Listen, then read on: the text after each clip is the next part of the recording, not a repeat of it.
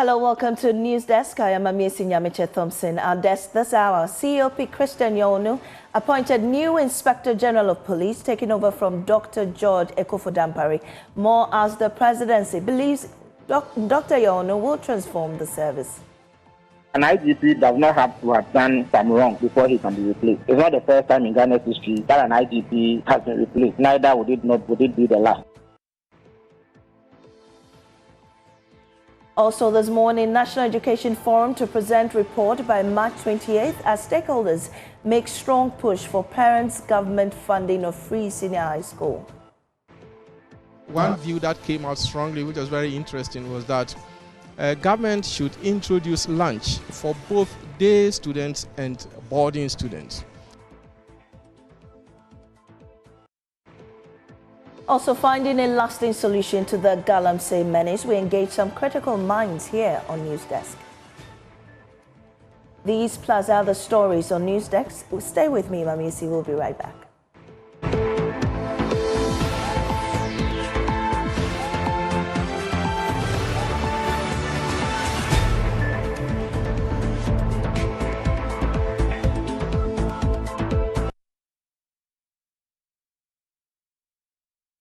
And in our first story, the presidency is preparing to swear in Yohonu as the new IGP, as Dr. George Ekofo-Dampare has been replaced.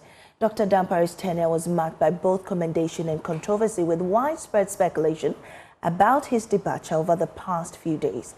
But the presidency cites constitutional provisions announcing that COP Christian Yonu is expected to drive the modernization and transformation of the Ghana Police Service. Minister for Government Communications Felix Kwakye-Fosu says the new IGP will be sworn in later this morning.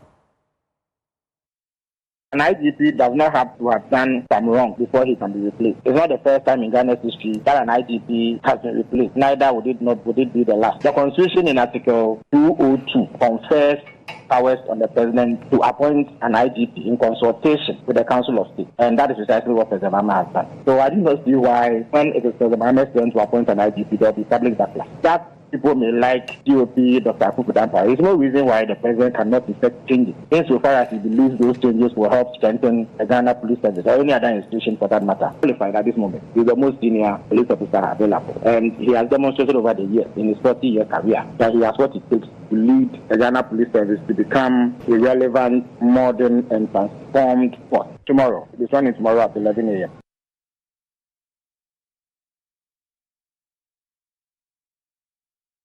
Now, prior to the 2024 presidential elections, Blessed Soga spoke to then-candidate John Dramani Mahama about Dr. Dampare. This is what he said.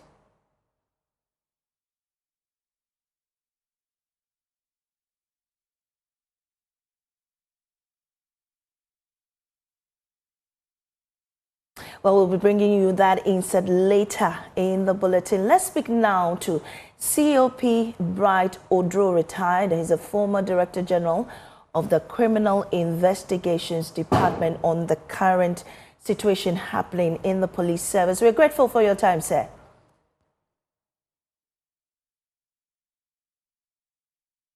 Do we have COP Bright Odro on the line? Yes. We're grateful for your time here, and I know what's happening now in the police service. Your initial reaction? Oh, well, there is not much to say, except that the president has the power to appoint the OCD. And so, if he has to keep the Dampare, I think that is longer. The Dampare has been the past 3.5 years. COP, kindly reposition yourself. I'm losing you. The line is a little bit bad over there. You hear me now? It's still a little cocky. If you could. Do you hear me now? Yes, much better. Much better. Yeah. What I'm saying is it lies within the president's power, the authority to appoint and also to review. So if he has replaced the IGP, Mr. Yohonu, I think that is that. Mr. Dampare has been there past 3.5 years. And I think he has lived much more having history. And we, of course, witnesses around his administration. And so if the president has decided to replace, I think we shouldn't have it about that. I believe, but that somebody else has to be mandate to run the police and modernize it and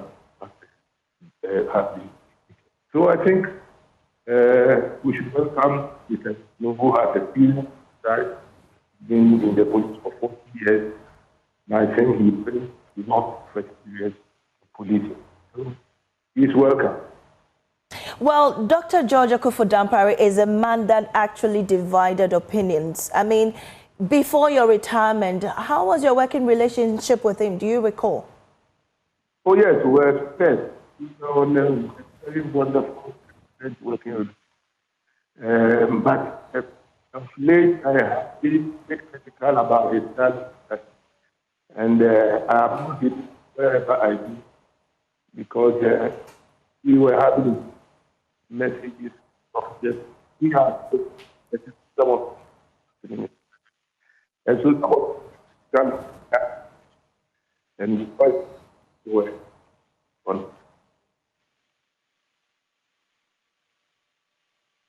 COP Brighter Draw, it's unfortunate I still cannot hear you properly, and I would once again request that you reposition yourself so that we can hear a bit clearer.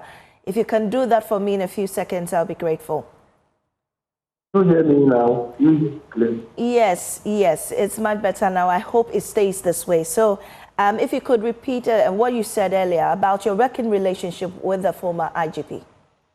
Oh, yes, I said that one word. I think you were working on the relationship superb. We have no problem. We work together. But when I start thinking of me, a bit critical of the time, but I think he was not supporting much. He's right. He tries to consult mine. He does not decide to go up to him.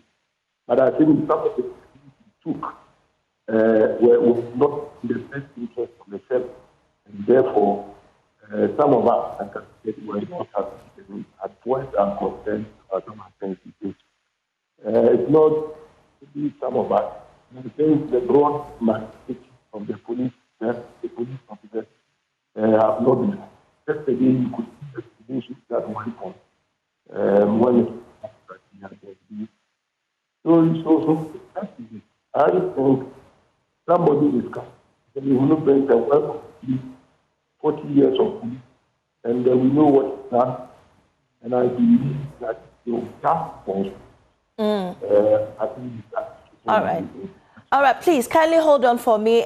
Prior to the 2024 elections, then candidate John Dramani Mahama was asked a question about former IGP George Akuffo-Dampare, and this is how he responded. Let's take a listen and I'll come back to you. I'm aware of the case in court, and I don't want to comment on it in order that I'm not in contempt of court. But I would say that the security services are different from the public services. And that is why the head of the security services is called the Commander-in-Chief. Security rules and ethics are different from what we have in the public services. And so if you are a Commander-in-Chief and you cannot even change your guard, then change the Commander-in-Chief title. And so, without prejudicing what is going on in courts, let's see what the courts say. But I do believe that we should be able, if you ask me, I do believe that we should be able to put the right people in the right places at any time in order to ensure the safety of our republic. If you do happen to have a security chief who is not effective, and because we pass a judgment that the president cannot touch him, it affects the safety of the citizens. And when it comes to safety of the citizens, it is something that we must take seriously. If a public servant makes a mistake, The consequences are not immediate. But if a security chief makes a mistake and we lose a life or people suffer harm, the consequences are irreversible. And so we must look at everything that goes with it. But let's leave it to the wisdom of the courts to make a decision, and then we'll decide how we all go forward. Well, COP Bright Odro retired, if you're still with me, with this video that we just played to you, how do you, or what do you infer from what the video is telling us and the current situation at the police service? I'm not getting that. Are you saying that because of what the president said some time ago, he should not be able to release the IGP of this? He should not be able to. No, I'm just wanting to hear your remarks on that. Well, the Constitution allows him to appoint an IGP in consultation with the Council of State. And this is what he's done. And so that matter is still very square. And it's there. I don't know whether oil has been contact on that portal. But the president empowered what I mean, appoint an IGP and issue that that's provided institution. And this is exactly that. We have to report that. And just before I let you go, you know, there have been concerns, even with the current situation in court, challenging the Article 202 of the Constitution, 1992 Constitution, about the removal of the IGP from office. We know of the case filed by Imani and then security analyst Professor Aining as well.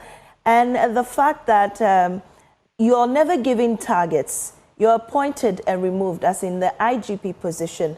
Is that a fair way to assess performance, or even, you know, rate the work that they do in that position? Is it a fair thing to go about it, as in appointing with a change of presidency every 4 years? Well, it depends.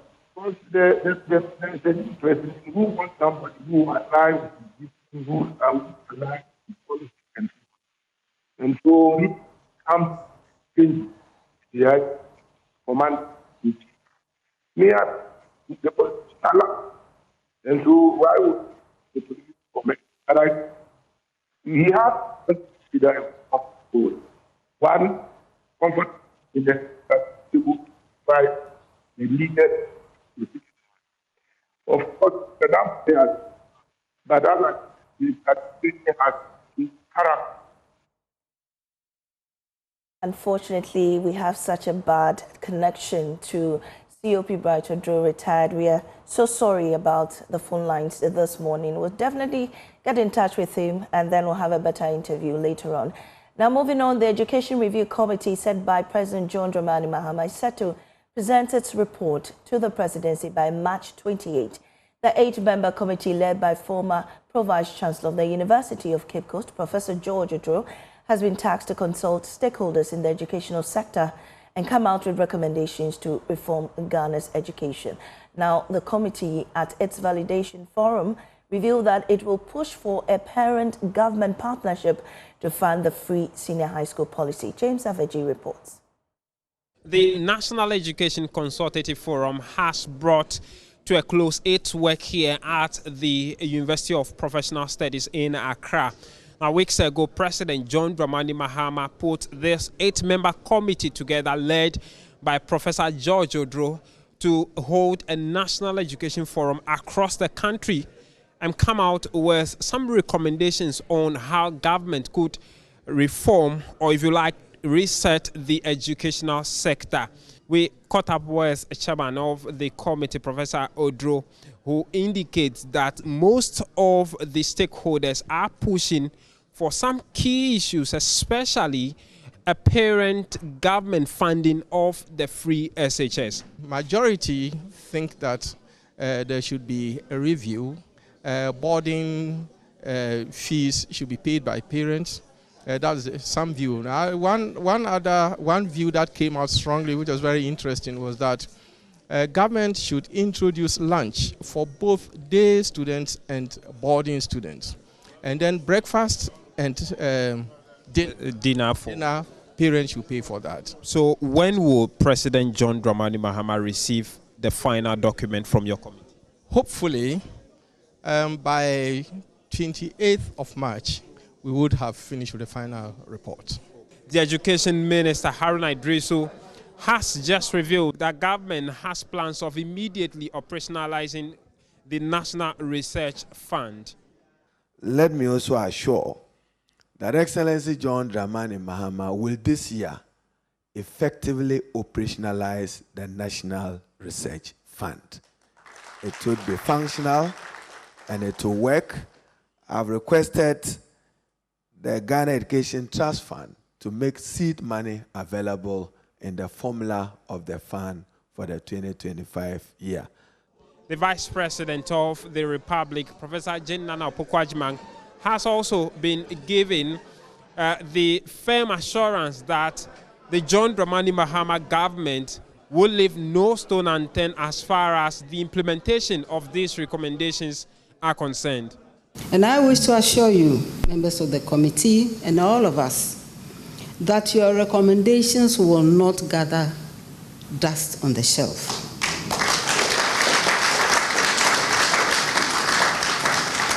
Your report will be the foundation upon our educational policies, upon which our educational policies will be shaped and implemented to build an inclusive, equitable, transformative education system for Ghana and for the benefit of all Ghanaians regardless. So far as we know, by March 28, the committee should present its final working document to President John Dramani Mahama. From the UPSA here in Accra, my name is James Savage, reporting for Joy News.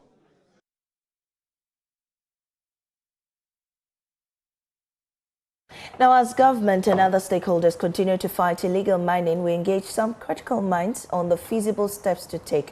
Our guest for this conversation now, Dr. Abdul Wadud Momin, Senior Lecturer, Department of Sustainable Mineral Resource Development, School of Mines, University of Energy and Natural Resources, and he's right here in the studio with me. We'll also be joined by Martin Yelubura, CEO of Ghana Green Ventures at Eco Clubhouse in Damogo, expert in application of indigenous knowledge integrated land water remediation. And we have one of our guests in the studio with me. You're welcome, sir. Thank you. Good to have you here. I'm happy to. And I understand that you've been following the fight against illegal mining, since the new administration was sworn in. So far, what will you say is your remarks on that? Well, first of all, let me wish the Muslim community in Ghana a happy Ramadan. And to jump onto the topic in hand, the government is here to settle down. And we can see that because there's a gap, there hasn't been a stopgap measure between the transition period. And for that matter, there is another uprise in the occupation of mine lands by illegal occupants. And for that reason, one would say at this point that government has not yet been able to step its foot on the ground to forestall mining activity, illegal mining activities. Okay. At least we know there are certain things happening. The EPA has banned mining in water bodies. We also know that the president has given the directive that, mining in forests should be stopped. And then those responsible should be held accountable. And currently we understand that the Ashanti Regional Minister has also set up a task force going about the various forests and then water bodies to ensure that illegal miners are stopped. You think this is not enough to stop the menace that's ongoing? Look, that is woefully insufficient to stop what is going on, but it is also a step in the right direction. We have to give him a thumbs up and encourage him to do more. But what is the sustainability of these actions that are hitting on the ground? We need to devise sustainable measures. These are ad hoc measures, to say the least. And that is why year in, year out, several governments have always moved around with security.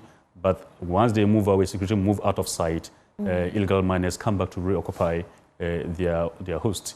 So it doesn't really help. There's no deterrent effect on the measures that are taken. Not even the burning of their excavators and other equipment used in the mining, and even to the extent that some people have been arrested, at least 30 in the last 2 weeks, following a swoop by the security officials there.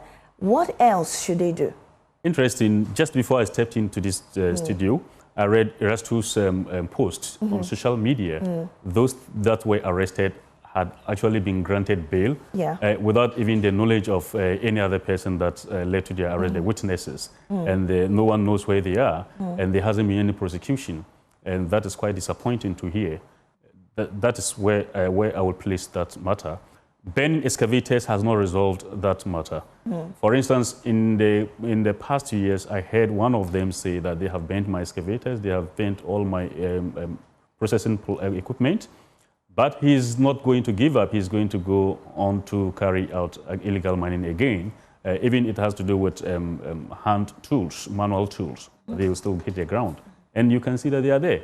So burning the equipment and machinery is not the solution as well. What would be a decisive step? I mean, you've had President Akufo-Addo even put his presidency on the line. Well, we didn't see much, though, from that. President Mahama even signed, an agreement to ensure that this is tackled effectively. But you seemed dissatisfied. Well, many others also frustrated about what's happening, especially the impact on our natural resources. What will be a decision that these people will have to take that would at least curb this in the bud? You see, action on paper is not action on the ground. But we've seen some action on the ground. Yes, but I told you that those are unsustainable actions on the ground, and they are recurrent, right? And we need a political will, and we also need to actually understand what is classified illegal mining. Look, now we have gotten to a stage we need to classify illegal mining as an organized crime. And organized crime is a cartel perpetrated by many people that you just are unable to trace. So most of the people we arrest on the grounds are actually not illegal miners. They are people who are seeking their daily bread, livelihood, but the financiers of illegal mining. We need to trace to arrest all of these. But let me tell you, we haven't also been able to come up with a law and policy that seeks to sanction funders of illegal mining, if we can actually trace and identify them. At the moment, we have laws that define what illegal mining is, and that is one of the areas we have a challenge. Right. Defining the scope of illegal mining. But no sanctions. No sanctions. We are not even able to properly define the scope of illegal mining. And I can tell you, as we speak, there is illegal mining in China. Yes. Why don't we hear about it? Because there's a political will. Way back in 2009, the president of China, Wen Yanwu, he stepped his foot on the ground. Look, anybody who has been arrested would have to face the law and prosecuted. And I can tell you that is why the fight against illegal mining in China seems to be succeeding. And there are those that actually flaxing back into Africa and Latin America. And how did they happen in China?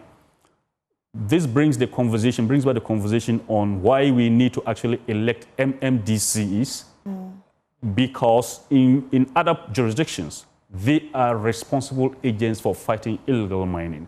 Let me imply a scenario here where you would have heard Donald Trump tell one state governor that if they don't accept his law and policy on against LGBTQ, they are not going to get state funding anymore. If there could be a central government regulation and instruction that at the district assembly level, if any DC fails and any chief fails to wipe out illegal mining within their jurisdiction, we are not going to get central government financing anymore. Right. That is one of them, but we need to put them in the right perspective. We have informal miners and we have illegal miners. The illegal miners fall within the organized crime. Informal miners fall within customary practice. Well, so the informal miners, illegal miners, it's about the practices. Yes. Aren't all of them doing something that is being, disastrous to the environment? No. Informal miners are defined as those who actually operate within regulatory process. And a lot of them actually even do informal mining as craftsmen. You would agree with me, sand winners, right? You agree with me, those who actually do stone banding, right? Who sell for designing our homes and accommodation. They all do mining. But those are, so if you trace back Small-scale mining started in Africa way back 1800s.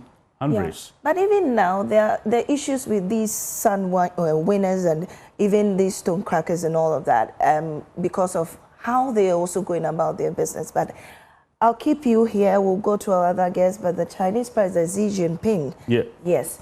Now, Dr. Abdul Wadud Momin is the one here with me in studio. I have my other guest on the line. And I'm sure you're also monitoring what's happening here. Kindly, what's your own initial reaction to this conversation?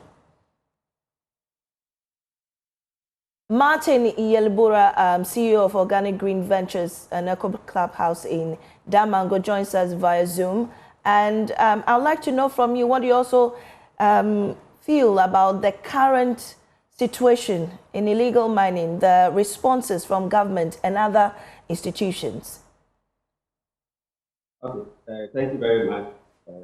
Good morning to you, and good morning to the I would say, first and foremost, illegal mining is an existential threat to order, and so we must take it very seriously.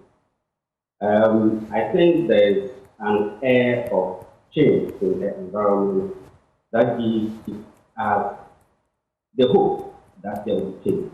Okay? But I think that we cannot just depend on, let's say, hearsay or just goodwill and think that things will work for us. So for me, I would say the government needs to do more. We need to see action. We need to see hands on the table. So far, I'm yet to say I'm impressed. So I think the government needs to do more, and I think many well-meaning Ghanaians are ready to support the government to make sure that this works. So I've been hearing from Doc about his solutions to the problem. What about you? What do you suggest should be done? Okay, so basically, I think the fight against galamsey should focus on homegrown solutions. I think there are aspects that have to do with local people, communities. There are aspects that have to do with government and enforcement. From the perspective I come from, and from my expertise, I am focusing more on remediation. What can I contribute to salvage the situation? Apart from the fact that, yes, we need to do all other things, including legal, including enforcement, etc. What can we do practically also on the ground to help to reverse the situation? This is where I come in. In particular, there are a number of mechanisms we can, at the moment, use to salvage some of these lands. Largely, we would have to depend on what we call phytoremediation, chemical stabilization, and we can also use microbial remediation, which are my field of operation. When you look at most of the land, they are basically contaminated with heavy metal. Okay, and we know the implications of heavy metals on the health of people. We know that work that has been done has indicated that indeed we have pregnant women pregnant and the children are already contaminated.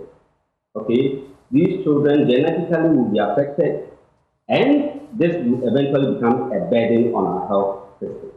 Okay, these children cannot be productive children. And as we speak, there are lots of kidney issues that can be related to diabetes. So this is where I particularly come in. And we use homegrown solutions. Things as simple as charcoal, which we call biogen. Okay? Things as simple as plants, something like vetiver. Can we use that to absorb heavy metals? Okay? Microbials, it may look complex, but let's not forget, even in our culture, keto, for example, was fermented. Okay? Microorganisms are a critical aspect of this process. We can use those microorganisms that we is homegrown to salvage these plants. So this is where I am. All right, let me come back to the studio and speak to Doc. Doc, I understand that your university, signed an MOU with Ghana Geological Survey Authority this week. How is this collaboration going to help the fight against illegal mining? Thank you, Mami. A lot of people have always thought that demarcating deposit areas, mineable areas to allocate to small-scale miners and people who are engaged in illegal mining could be the solution. And this is where our partnership has an effect, to the extent that we want to run joint projects in mineral exploration and demarcating mineable areas for allocation to potential miners. You know, Minerals Commission derives such data from Ghana Geological Survey Authority, who also need knowledge and technical skills from the research institutions as well as universities. So this is how the collaboration is going to help to provide more mineable areas to people who love to mine at a small scale level. Okay. Right. Thank you so much, gentlemen, for this conversation. We're grateful for your time on News Desk. Moving on, the government decision to uncap Get Fund to finance free tertiary education for persons with disabilities has been met with mixed reactions. While students living with disabilities welcome the initiative, they are also worried about the situation.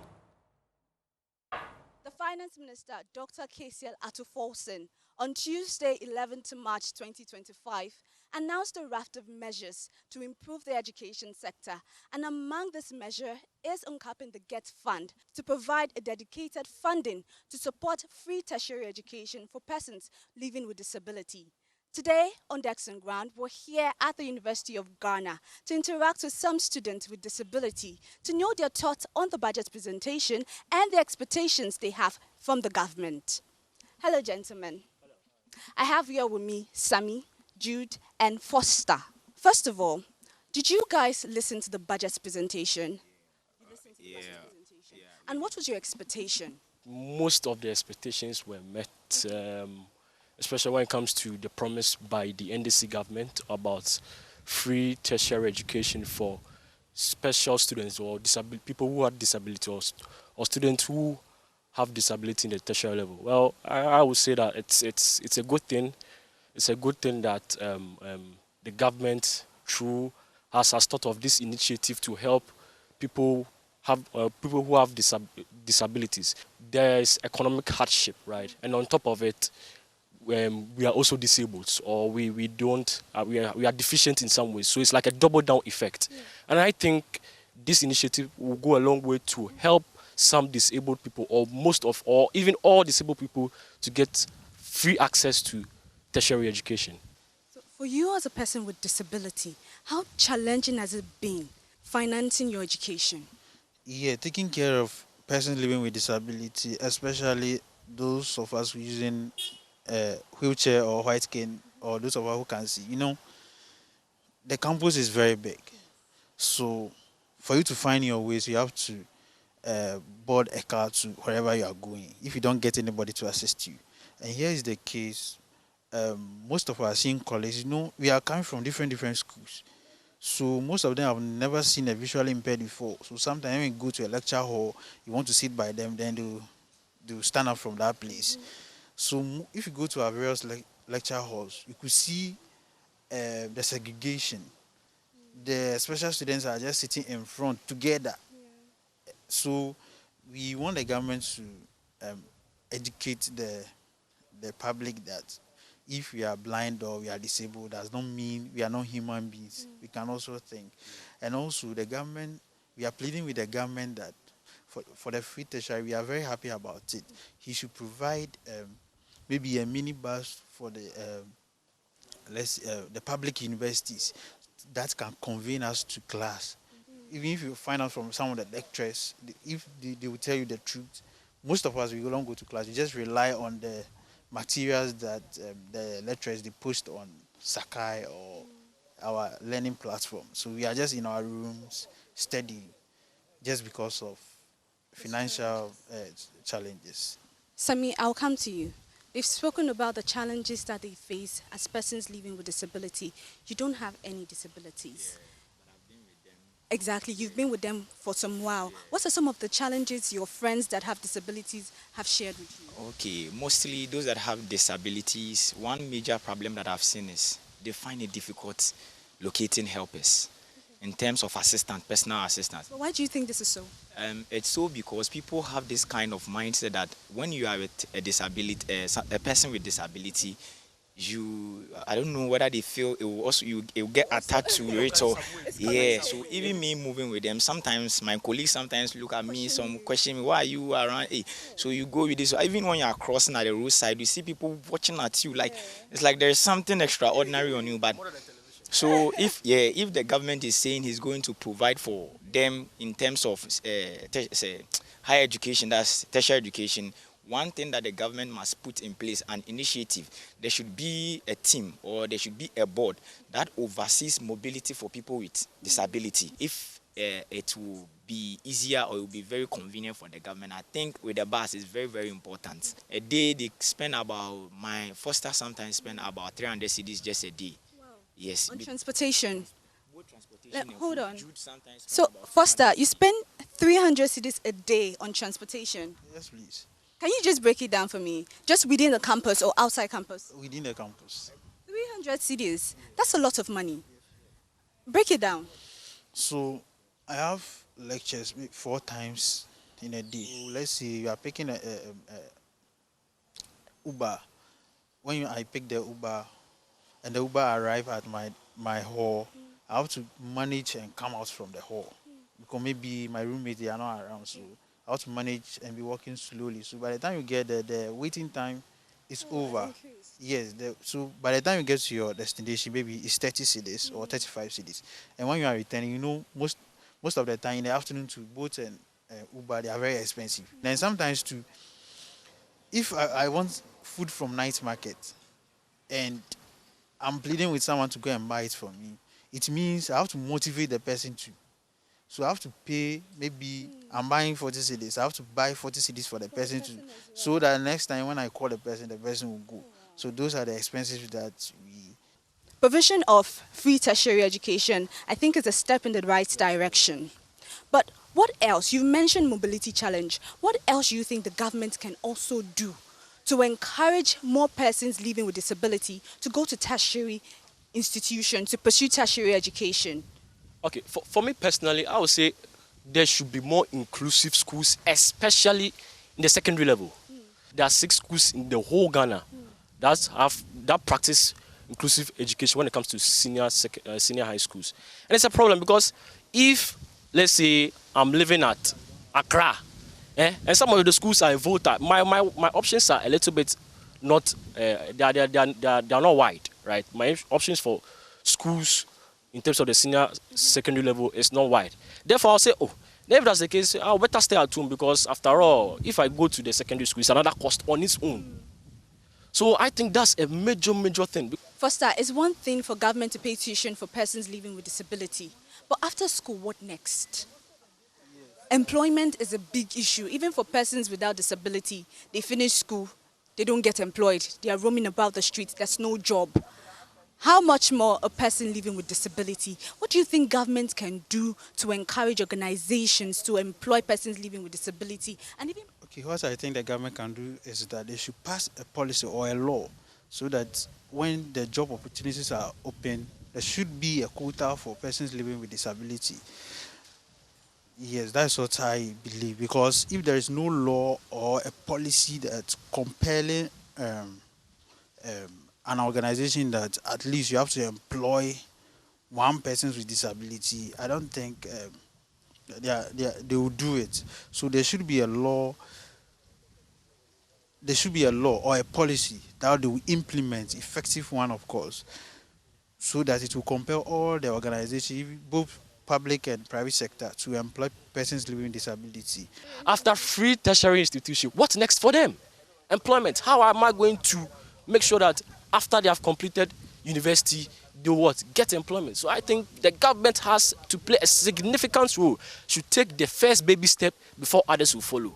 And by so doing, if the government takes a bold step, make sure that policies are implemented, policies are formulated and implemented, I think it will bode well for disabled people, and it will bode well for the country at large. So we've been speaking to some gentlemen from the University of Ghana, persons living with disability, and they've outlined some of the challenges that they face, challenges like mobility, difficulty moving around campus. They're also calling on government to institute more inclusive senior secondary schools, and also they want government to ensure that social welfare works.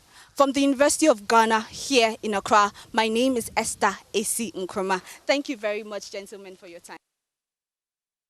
And that was Esther at the University of Ghana with Desk on Ground. You're still watching News Desk. We'll be right back after this break.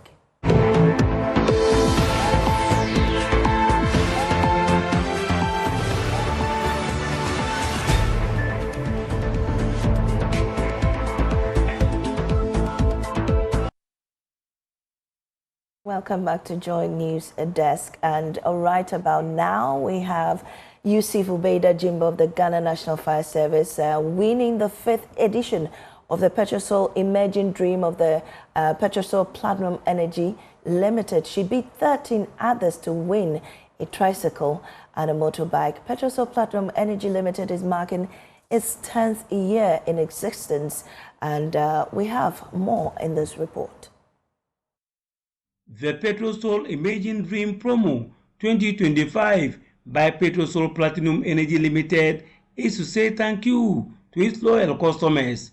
The 6-month promo is on its 5th month and has stopped in the Upper West region. With guidance and technical support from the National Lotteries Authority, 14 lucky winners were selected in the full glare of the public.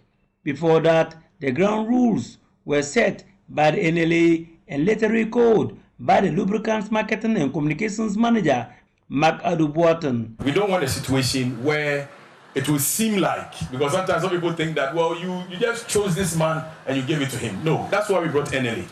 So he's going to show on this screen, and that's why we have this big screen here. We have all of it. So on this screen, as you see it right now, there will be a spinning wheel. As it's going on, when he alerts me, we will point one of us. Then you would go. The names are all spinning. If you touch it, whoever shows up, whatever item shows up with the name, I will announce, we will call the person, we are done. So that's all that we're going to do now. So Bright, if you're ready, I'm ready. The first lucky winner was 28-year-old personnel of the Ghana National Fire Service, Yusuf Ubeida Jimba, who bought the fuel from the Wadondol Petrosol fuel station. Which station from Petrosol do you buy? Where? Wadondoli. Aha. But did you hear about any promotion? Yes. You heard it? And you were registered? Hello? You were registered, right? Yes, yes. Okay, and you were receiving messages on your phone? Yes. Okay, so we took your number to NLA, and they came to Bamahu, Alaji Things for You Station. We are doing the program here. The good news is that you have won for yourself a tricycle, Aboboya. Okay. Oh, you are not happy? An elated Yusuf Ubeida Jimba won a tricycle, which she said will not only cut the cost of transportation on her business, but improve it as well. It's going to help me because I always buy the fuel in drums. I can use it to export it to wherever. I'm buying from Dondol Petrol, so I always have tricycle to come and take it. Now that I won one, it will be easy for me. There were 13 other winners who were not immediately present when the draws were made. However, a level 200 student of the Simon Diodondomo University of Business and Integrated Development Studies, Postino Stengan, received his Aptonic Aloba motorbike he won in the previous draw. This will help me with my transportation to campus. I won't be spending money on tricycle and other stuff to go to campus. And this will be the fastest way for me to travel to campus for lectures. What message do you have for Petrosol? I'll urge everybody out there to also keep on buying their products, that is fuel, so that they can also win what belongs to them. Lubricants Marketing and Communications Manager of Petrosol Platinum Energy Limited, Mark Adubuatan, threw further light on the promo on behalf of the acting head of Marketing and Strategy, Joseph Yerabil. We've given a tricycle to someone. Maybe she wanted a tricycle to accomplish some assignment. Petrosol is now positioning itself to become the one that enables you to achieve your dreams.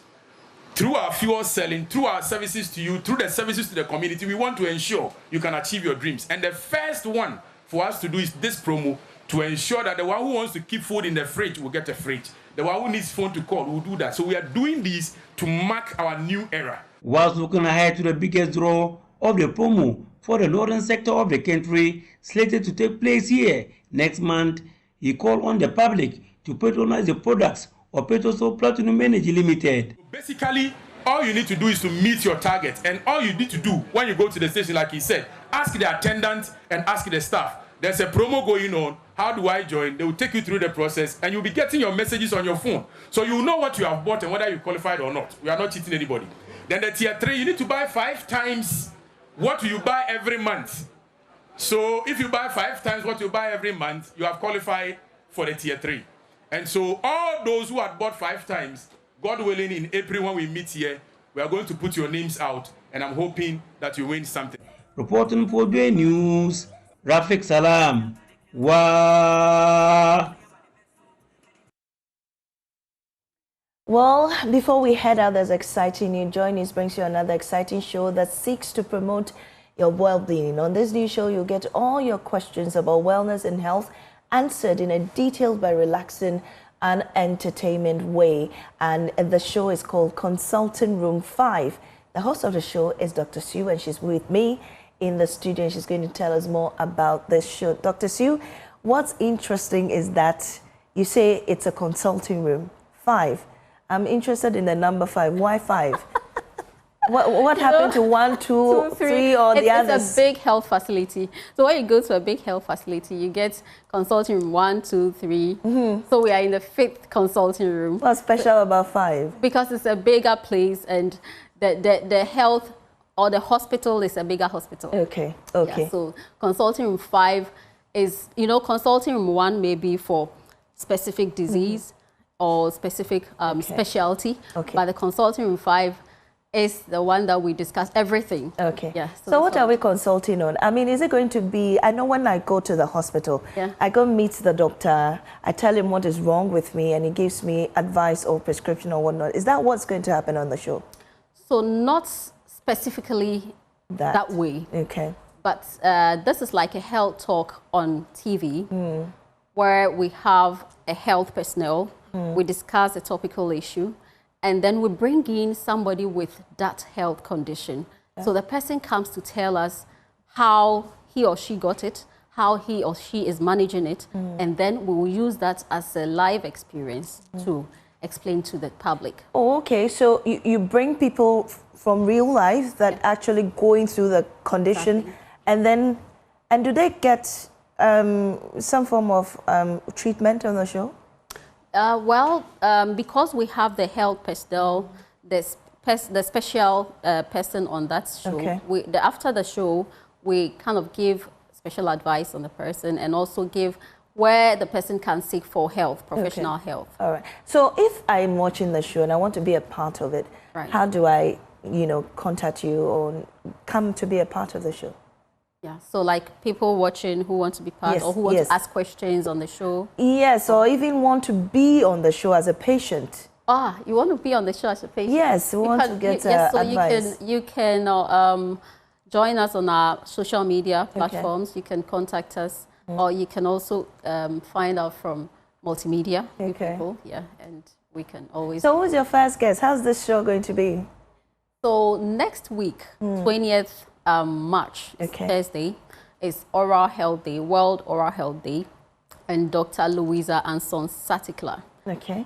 I call her Mrs. Beam. That's that's the that's Stoneboy's wife. Yeah, and she is a distinguished Ghanaian dental surgeon. And she is coming to teach us about oral health, how to smile confidently, how to keep your mouth healthy, because when you keep your mouth healthy, your whole body is also healthy. Do I have a healthy smile? Oh, I need to come to the show. No, you need to watch the show. We teach you everything about it. And she even I think said something about gum bleeding, which is related to erectile dysfunction and all that. So it's very interesting. And we bring in people. This particular show, we brought in somebody who had dental issues, and then she also brought about her life experience about the dental. I also would love to hear about veneers and all that. That's really the craze now. And whitening of the teeth. And yes, often yes, that's also neglecting the tongue.